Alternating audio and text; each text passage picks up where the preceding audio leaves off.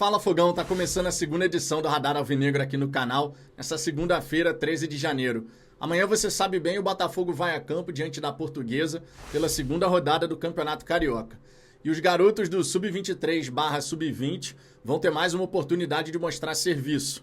E é necessário aproveitar essas oportunidades, vamos combinar, né? Depois da derrota por 2-1 para o Maricá, no Newton Santos, tendo um jogador a mais, sofreu 1-0, o jogador foi expulso, sofreu 2-0 e só então descontou para fazer o 2-1.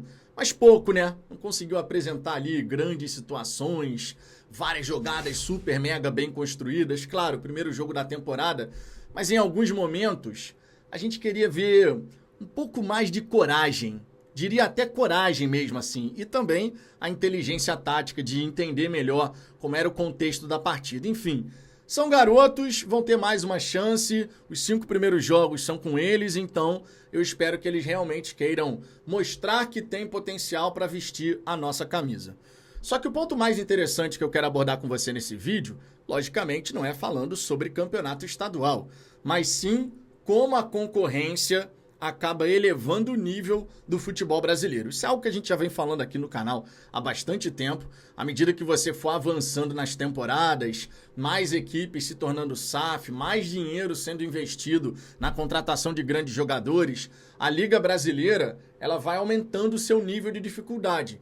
E a tendência é que você passe a ter mais times que vão brigar por todos os títulos. Por isso que foi tão importante até o Botafogo em 2024 ser campeão brasileiro e da Libertadores. Sair dessa fila de quase 30 anos, essas correntes foram quebradas e agora a gente pode encarar 2025, 2026, 2027 e assim sucessivamente de uma forma mais leve, em busca de novas conquistas, mas sem precisar ficar olhando para esse passado, né? Lá de 95, no último grande título do Botafogo. Não. Agora o último grande título, os 2 últimos grandes títulos em 2024. E foi muito importante porque você pega o Palmeiras agora. A Leila Pereira deu uma declaração deixando claro que aquilo que aconteceu em 2024, sim, fez ela pensar de uma forma diferente para 2025. Você tem aí o Palmeiras já tendo investido 30 milhões de euros na contratação do Paulinho e também do Facundo Torres. E o Alviverde não vai parar por aí, tá tentando a contratação do Andréas Pereira.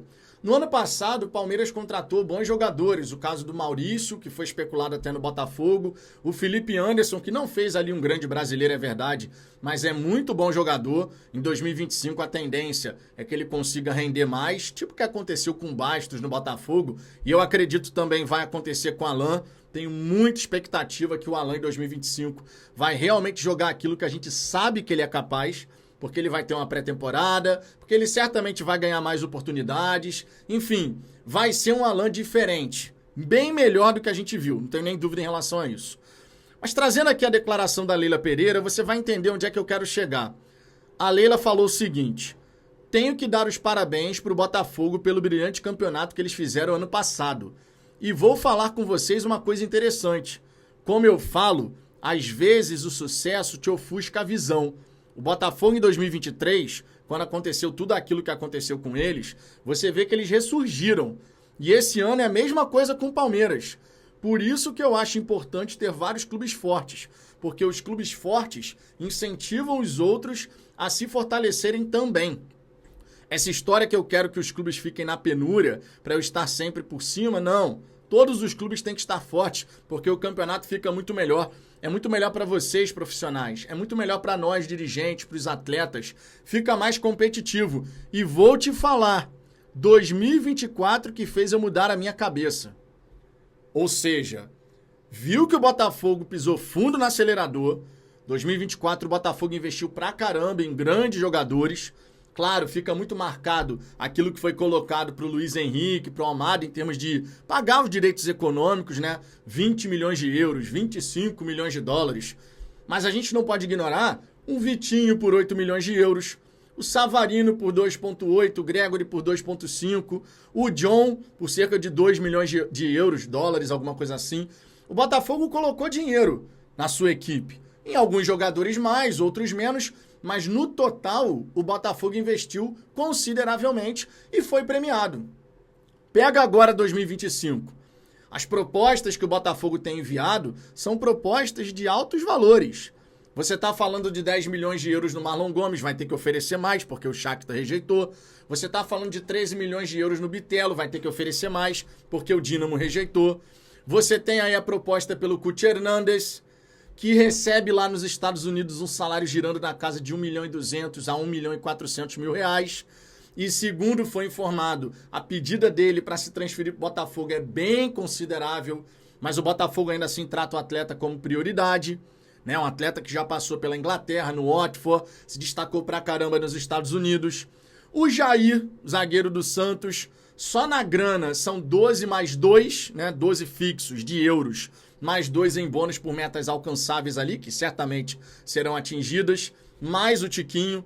Então você tem o Botafogo realmente sinalizando, ó, nós vamos reforçar os atletas que vão chegar, a gente vai fazer um investimento para que o Botafogo tenha um time muito forte, um elenco muito capaz em 2025.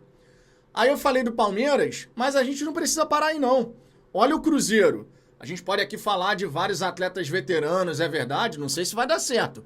Mas o Pedrinho lá do Supermercado BH, o homem está decidindo abrir o bolso para contratar. Porque vale lembrar, a gente está falando aqui de direito econômico, né? O Palmeiras pagando pelo Paulinho, pelo Facundo Torres, o Botafogo querendo pagar pelo Marlon Gomes, pelo Bitelo, pelo Cuti Hernandes, pelo Jair e outros mais que podem aparecer, mas o Cruzeiro também está disposto a colocar grana não somente em direito econômico, mas em termos salariais também, pagando altos salários. O Flamengo, por hora, ainda não se movimentou. O novo diretor de futebol, né? O Flamengo até vai contratar lá o tal do Juninho, do Queirabab e tal, o novo atacante. Mas, assim, por hora, não são grandes movimentos do Flamengo. Mas em algum momento vai avançar também. A janela vai até dia 28 de fevereiro. O Corinthians, mesmo com todos os problemas, no ano passado, investiu na contratação de grandes jogadores, emplacou uma sequência impressionante, manteve comissão técnica, manteve o seu time, então tem esperança de, nesse momento, conseguir começar bem nesse primeiro semestre aí de 2025. A tendência é que a gente tenha um campeonato brasileiro e as demais competições, né, que são dominadas também pelos times aqui do nosso país, cara, que seja um 2025 muito, muito competitivo. Mas muita coisa. Você vai ter o Internacional querendo repetir essa arrancada que teve no segundo turno. O Fluminense que se livrou de alguns jogadores lá que não tinha mais condição e tá trazendo jogadores mais jovens. Enfim, cara, vai ser um 2025 realmente muito competitivo. E eu fico muito satisfeito e feliz, embora a gente ainda não tenha contratado efetivamente jogadores, mas de ver a disposição do Textor de seguir investindo para que a gente tenha contratações de ótimo nível. Eu tenho para mim, tá? Eu quero saber a sua opinião. Eu tenho para mim que se o Botafogo conseguir contratar jogadores desse nível, o Jair, muito potencial, Marlon Gomes também, um jogador ali para fazer uma sombra ao Marlon Freitas, jogador que tem potencial, 21 anos de idade, ótimo movimento do Botafogo. O Bitelo, muita qualidade, tá? Muito bom jogador. O Cuti Hernandes, pô, meu irmão, 39 participações em gols em 40 jogos. Ah, mas foi na MLS. Meu irmão, da MLS saiu Almada, Gregory e Savarino, só isso. E os caras, pô, jogaram muita bola aqui no Botafogo. A gente não sabe ainda quem vai ser o novo treinador. E claro, o trabalho do treinador tem que encaixar. Mas fato é, o Botafogo tem tudo para ser muito competitivo em 2025. Pelo menos em termos de qualidade de elenco. Porque o Textor está demonstrando essa ambição e essa disposição. Está demonstrando esse querer. E eu espero que a gente veja as próximas contratações realmente sendo aquela coisa assim. Olha, demorou para anunciar o primeiro, o segundo, o terceiro reforço.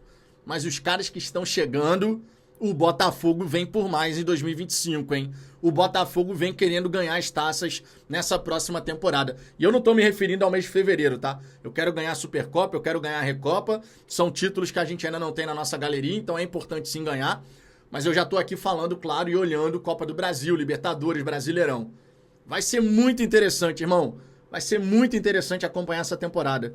O Botafogo vem forte, o Palmeiras vem forte, o Flamengo vem forte. Esses três certamente vão estar brigando ali por coisas importantes.